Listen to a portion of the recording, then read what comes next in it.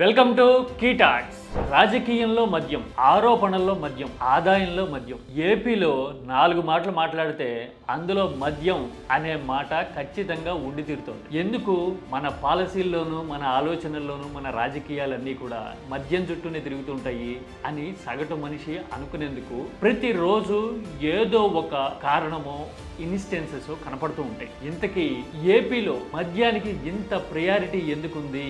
మద్యంలో ఎంత ఆదాయం వస్తుంది ప్రభుత్వానికైనా, మద్యంతో వ్యాపారాలు చేసే సిండికేట్లకైనా అనేది చూస్తే గనక సగటు మనిషికి గుండె గుబేల్మంటుంది. ఇది రాజకీయం కాదండోయ్, ప్రభుత్వం స్వయంగా చెప్పిన అంకెలు డేటాను బట్టి నేను చెబుతున్న వాస్తవం. డీటెయిల్స్ చూద్దాం. This is key talks.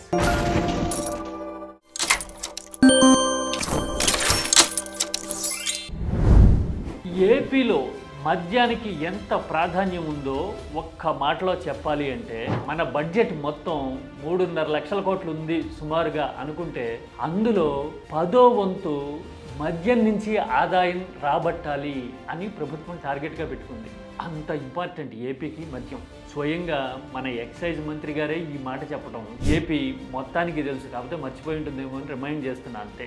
ఇంత ప్రాధాన్యం ఉంది కాబట్టే మద్యం చుట్టూ మన రాజకీయము, మన ఆరోపణలు, మన ఆలోచనలు తిరుగుతూ ఉంటాయి. తొందరలో ఏపీ బార్ లైసెన్సింగ్ విధానాన్ని కూడా ఖరారు చేస్తున్న టైంలో అసలు ఏపీలో మద్యం పాలసీ ఇప్పుడు ఎలా ఉంది, ఇంతకు ముందు అంటే జగన్ హయాంలో ఎలా ఉండేది, దేశవ్యాప్తంగా ఎలా ఉంది అనేది మనం ఒకసారి చూడడం అవసరం.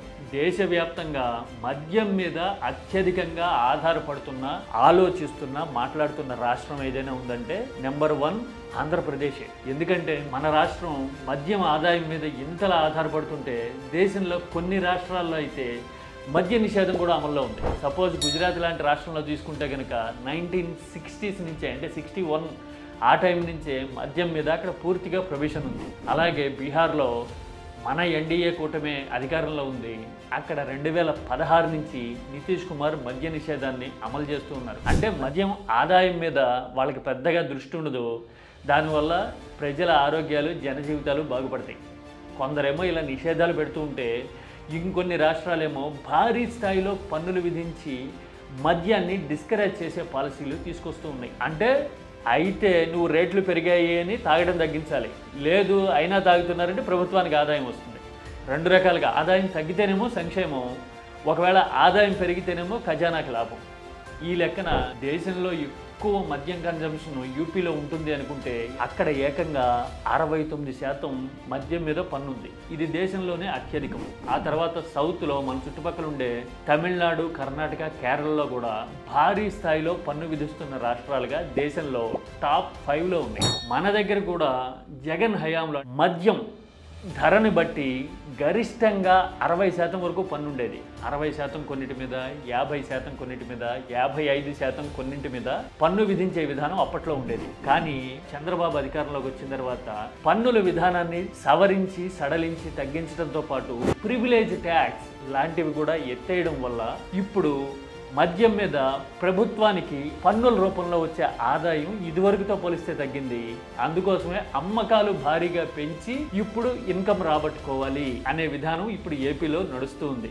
ఇక దేశంలో రీటైల్ మద్యం అమ్మకాల మీద అతి ఎక్కువ మార్జిన్ వచ్చే రాష్ట్రం కూడా ఏపీనే. రీటైల్ అంటే దుకాణాలు పెట్టి అమ్మితే 20% రీటైల్ అమ్మకాల మీద ఏపీలో లాభం ఉందిట. ఇది హైయెస్ట్ దేశంలోనే. అంటే అందాజుగా ఒక లెక్క చూడాలి అంటే ఒక దుకాణం సంవత్సరానికి 6 నుంచి 10 కోట్లు మద్యం అమ్ముతుంది అనుకుంటే గరిష్టంగా వాళ్ళకి 2 కోట్లు లాభం వచ్చే అవకాశం ఉంది. మన మద్యం విధానం ప్రకారం 2 ఏళ్ల పాటు లైసెన్సులు ఇచ్చాం మనము. అంటే ఆ 2 ఏళ్లలో చట్ట ప్రకారం లెక్క చూస్తేనే 4 కోట్ల ఆదాయం ఒక్క షాప్ మీద వస్తుంది. ఇలాంటి షాపులు ఏపీలో 3700కి పైగా ఉన్నాయి. నేను బెల్ట్ షాపులు, పర్మిట్ రూములు ఇవన్నీ లెక్క వేయకుండా చెప్తున్నా.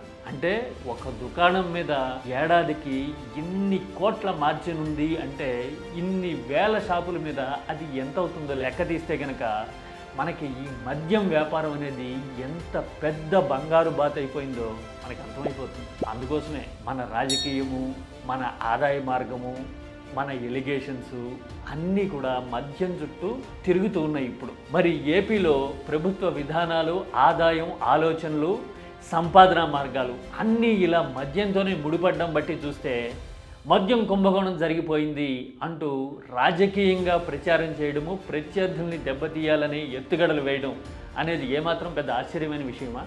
ఏమంటారు? This is key talks.